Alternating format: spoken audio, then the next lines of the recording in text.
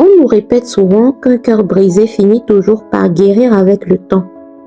Mais ce qu'on omet de nous dire, c'est que certaines histoires d'amour ne se contentent pas de nous écorcher le cœur, elles nous vident de notre substance, brouillent notre boussole intérieure et éteignent à petit feu la voix de Dieu en nous. Il y a des histoires d'amour qui ne brisent pas seulement le cœur, elles fatiguent l'âme, troublent la conscience, étouffent la paix intérieure et nous éloignent parfois sans même que nous ne nous en rendions compte de la voix de Dieu. Pendant longtemps, je n'ai pas compris que certaines erreurs sentimentales ne coûtaient pas seulement des larmes, du temps ou de l'énergie. Elles avaient aussi un prix spirituel. Elles altéraient mon discernement, affaiblissaient mes convictions, nourrissaient ma culpabilité et me maintenaient dans des cycles de souffrance que je prenais à tort pour de l'amour. Avec le recul, je peux dire qu'il y a au moins 7 erreurs majeures que j'ai commises dans ma vie amoureuse et qui m'ont coûté bien plus que ce que j'imaginais. La première erreur, c'était de m'attacher trop vite. J'ai souvent confondu connexion immédiate et compatibilité profonde, intensité émotionnelle et solidité réelle, attention ponctuelle et amour authentique. Dès qu'un homme éveillait quelque chose en moi, je me projetais trop tôt, trop fort et trop loin. Je donnais à une présence récente une place démesurée dans mon cœur. Or, spirituellement, c'est une erreur grave, parce que lorsqu'on s'attache avant d'avoir discerné, on ouvre la porte de son monde intérieur à quelqu'un qui n'a pas encore prouvé sa maturité, sa cohérence, ni même la qualité de ses intentions. Le cœur devient alors vulnérable, non pas à cause de l'amour, mais à cause de la précipitation. Et lorsque l'attachement précède la lucidité, on finit souvent par appeler destin ce qui n'était en réalité qu'une illusion alimentée par le manque, la solitude ou le besoin d'être choisi. La deuxième erreur a été de banaliser trop vite l'intimité physique, comme si le corps pouvait s'engager sans que l'âme, elle aussi, s'implique profondément. J'ai cédé trop facilement, trop tôt, sans mesurer à quel point la sexualité n'est jamais un simple geste sans conséquence. On peut essayer de se convaincre qu'il ne s'agit que d'un moment, que l'on garde le contrôle, que cela ne signifie pas grand-chose. Mais en vérité, l'intimité précipitée brouille énormément de choses. Elle accélère un attachement qui n'a pas été construit sainement. Elle crée une illusion de profondeur là où il n'y a parfois qu'un désir passager. Et elle rend beaucoup plus difficile le discernement. Spirituellement, cela m'a coûté, parce que chaque fois que je franchissais des limites qui contredisaient mes valeurs, quelque chose en moi se fissurait. La paix diminuait, la honte s'installait, la prière devenait plus lourde, et une forme de confusion s'installait dans ma relation avec Dieu et avec moi-même. Le problème n'était pas seulement moral, il était intérieur. Je me trahissais, et l'âme sent toujours lorsque l'on vit contre sa propre vérité. La troisième erreur, c'était de croire qu'une nouvelle relation pouvait me guérir de la précédente. Comme beaucoup de femmes blessées, j'ai parfois pensé qu'en tournant rapidement la page, la douleur disparaîtrait plus vite. Alors, au lieu de laisser le temps faire son œuvre, au lieu de traverser honnêtement le deuil, la déception, la frustration ou le vide, je cherchais une autre présence, un autre attachement, une autre histoire. Mais on ne guérit pas une blessure affective en la recouvrant d'une autre histoire. On ne soigne pas un manque par une fuite en avant. En réalité, on transporte dans la relation suivante les peurs, les dépendances, les insécurités et les blessures non traitées de la précédente. Spirituellement, cela m'a coûté parce que je n'apprenais jamais vraiment à me tenir seule devant Dieu, à laisser le Seigneur me restaurer, à accepter les saisons de silence, de vide apparent et de reconstruction intérieure. Je voulais une solution immédiate à une souffrance profonde. Or, certaines guérisons exigent du temps, de la vérité, du retrait, de la prière, des larmes et surtout le courage de ne pas chercher dans un être humain ce que seul Dieu peut réparer à la racine.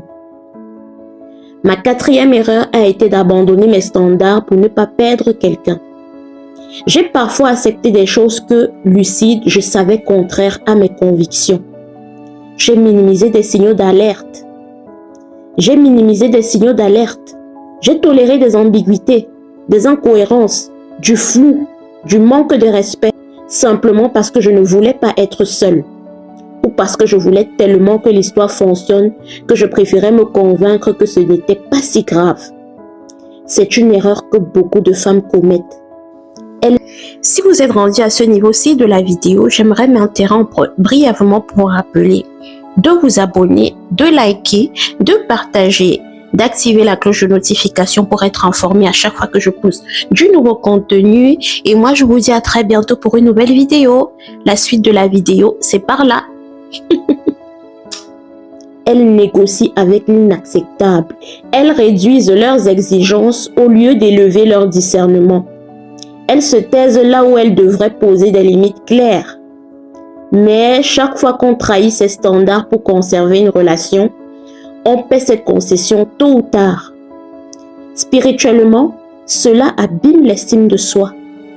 Car l'on sait au fond de soi que l'on s'est éloigné de ce que l'on croyait juste.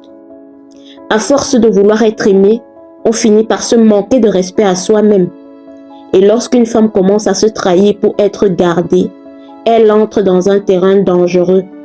Parce qu'elle apprend peu à peu à appeler compromis, ce qui est en réalité un renoncement à sa dignité.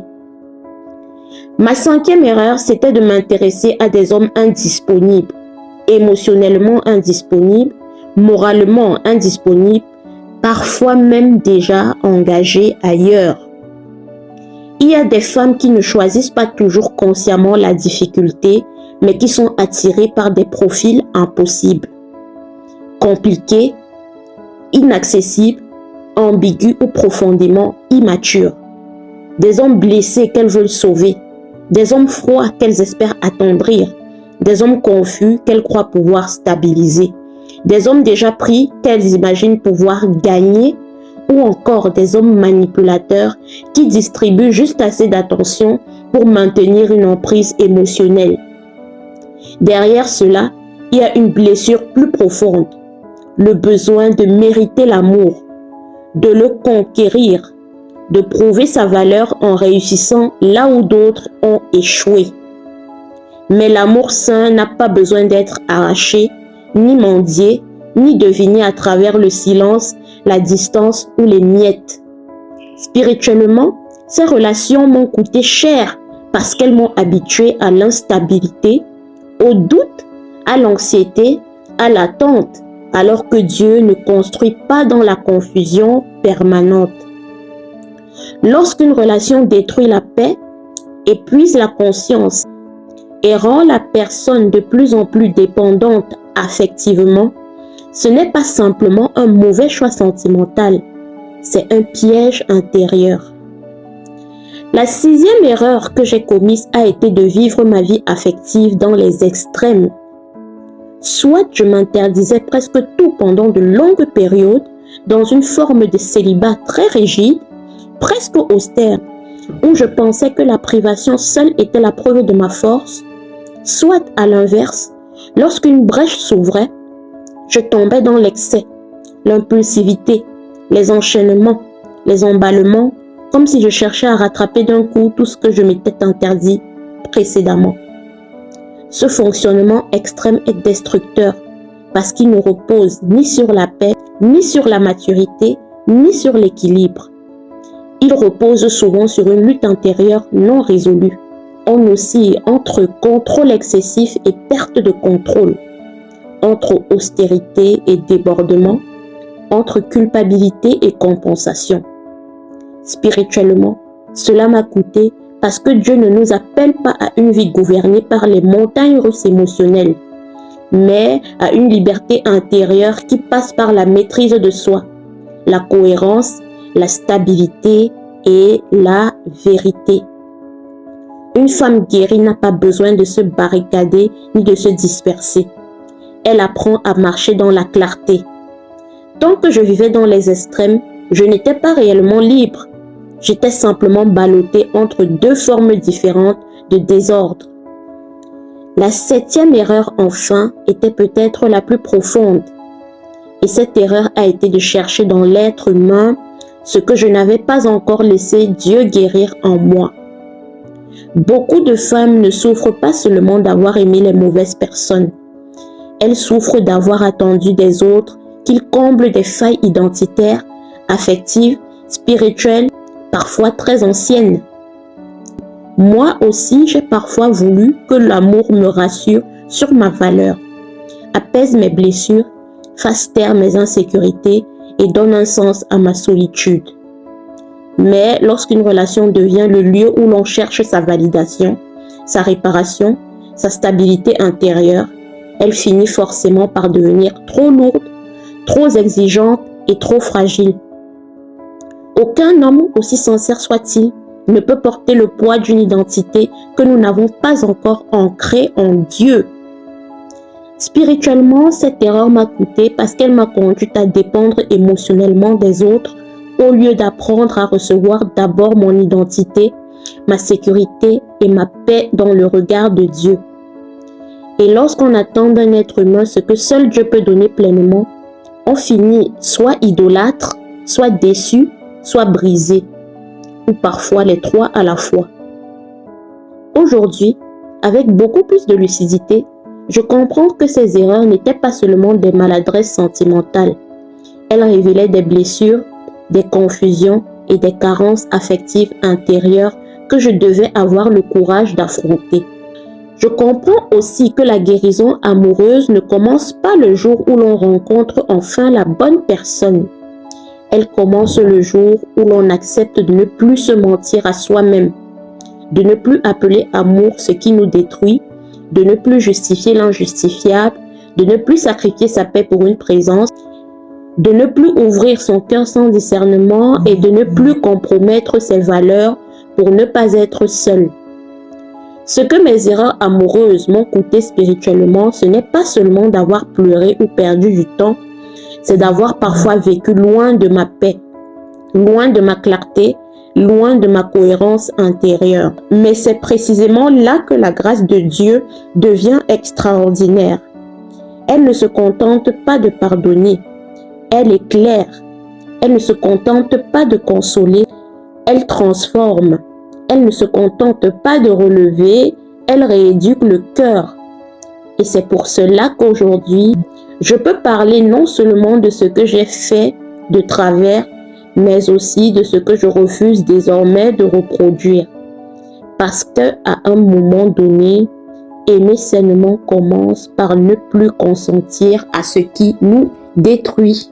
Si cette réflexion a résonné en vous, ou si vous vous êtes reconnu dans l'une de ces 7 erreurs, sachez que vous n'êtes pas seul et qu'il n'y a ici aucune condamnation, seulement un chemin vers la lumière.